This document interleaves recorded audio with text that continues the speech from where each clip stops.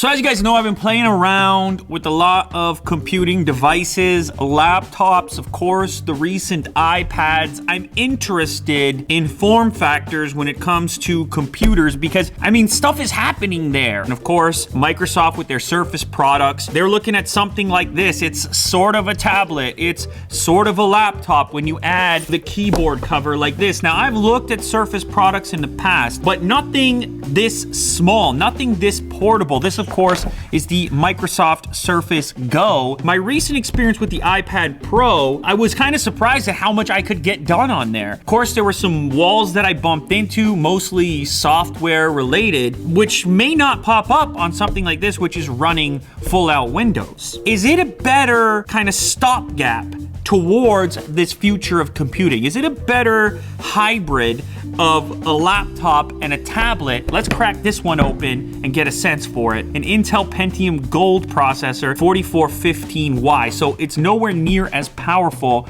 as the Surface Pro. 128 gigs of storage, 8 gigs of RAM. Let's crack into it. Now, the horsepower thing is an interesting discussion because obviously this is not the most powerful system out there. But what are most people doing on these systems? Can it do the main functions well? I talked a lot about typing. That's what many people do on these systems. Email, the basic stuff. USB Type-C, there's a headphone jack, face unlock, likely. I like this finish. There's a camera on the back as well. And then, of course, the kickstand here from the side here, like this. Look at that. Built right in, no case necessary, no folio necessary, just immediately standable. Pretty slender little power brick, of course, with Microsoft's magnetic charge connector in a slim fashion as opposed to poking out too far. It's crazy thin. Look at how thin this keyboard cover is. And this is something I really wish that Apple did with the iPad Pro keyboard because you still have nice, clicky, like plastic, like real keyboard buttons, but not much form factor at all. Look at that, how cool is that? Kind of what Google was going for with the Pixel Slate, but I just think Microsoft from a hardware perspective is a step ahead here.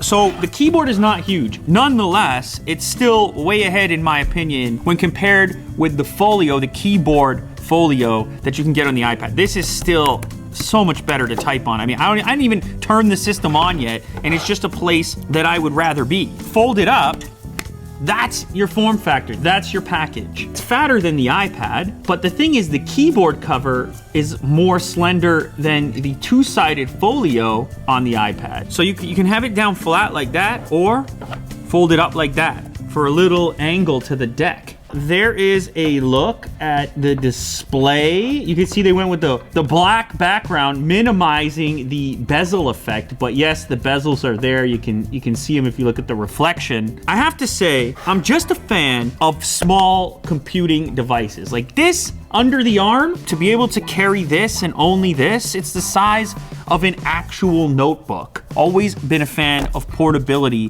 when it comes to devices like this. Now, this is the smallest one that they've ever made. It's the least powerful one that they've ever made. So I kind of see this as a note-taking machine, a web browsing machine, an email machine in a package for a student or someone who travels a lot, maybe is constantly using the tray table on an airplane. This form factor gives you tremendous flexibility to work almost anywhere. I mean, even if you're in a coffee shop, you can tell the footprint is tiny. Now, the other cool thing about the Surface products is just how far this hinge can go back. You can go all the way down to there. So even if I didn't have the type cover, I could bring up an on-screen keyboard and I could go ahead and type with a slight angle. Now, let's go ahead and test out some multimedia. I think some people are obviously going to watch video on a product like this. I'm noticing it looks like it has front-facing speakers here in the left and the right. Now, one thing you're gonna notice is you're gonna have black bars on the top and bottom.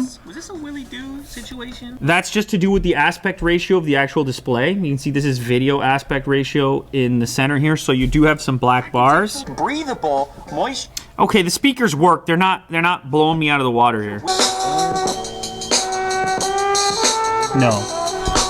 It's nowhere near iPad Pro territory performance-wise on audio. It's passable, it's usable, but if I really wanted to get something pumping, I would probably use a Bluetooth speaker or even the headphone jack, since at least it still has that. This is 1800 by 1200, so not quite 1920 by 1080. It's a bit of an unusual resolution. It's a pretty small display, so that's not such a huge deal, but I can't put it in the same category as the 11-inch iPad Pro. Of course, that one has the smooth motion. It's a very interactive feeling. It's a great display to work on. Where the iPad Pro, I think, really excels as a consumption device, I feel like this would probably be a nicer place to type.